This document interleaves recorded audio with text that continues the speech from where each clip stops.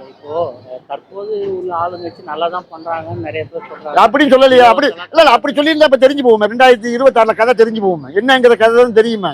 ஏங்க எதுலதான் கை வைக்கணும் விவசாயம் இல்லையா? செந்தில் ஒரு பானை சோதுக்கு ஒரு சோது பதம்.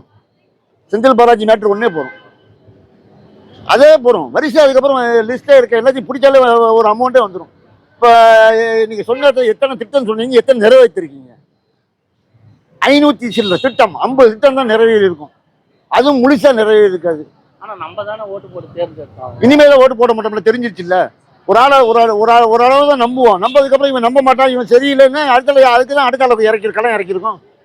அடுத்த களம் இறக்கணும், அடுத்து நாங்கள் இறக்கிருக்கோம். இன்னைக்கு இன்னும் அரசியல் நம்ம பார்க்கல, பல தலைவரை பார்த்துட்டு தான் வந்திருக்கோம். எதுக்கு ஒரு முதல் தர அனுபவம், கொஞ்சம் லூசில் விடுவோம்டா, கொஞ்சம் லூசில் பார்ப்போம். ரொம்ப நம்ம விட்டோம்னா இதுதான் ஜாக்கின்னு சொல்லி மொத்தமா அழுறீங்களே ஐயா, மொத்தமா அழுறீங்க. இப்போ யாராவது நான் இவர் செய்ய மாட்டேன் தெரியுது. ஏன்னா ஏற்கனவே இவர் அரசியலுக்கு நீங்க மித்த தலைவர்கள்லாம் வரும்போது ஒண்ணுமில்லாம வரான்.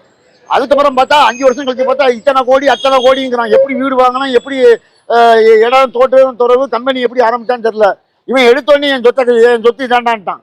இவ்வளவு ரூபா என்கிட்ட இருக்கு, இவ்வளவு இடம் என்கிட்ட இருக்கு, எல்லாமே ஓப்பன் டாக் அடிச்சுட்டான். எனக்கு சம்பாதிக்கணும் அவசியம் இல்லடா அரசியல் இல்லைன்ட்டான். இதுக்கு மேல ஒரு தலைவர் எப்படி சொல்லுவான்?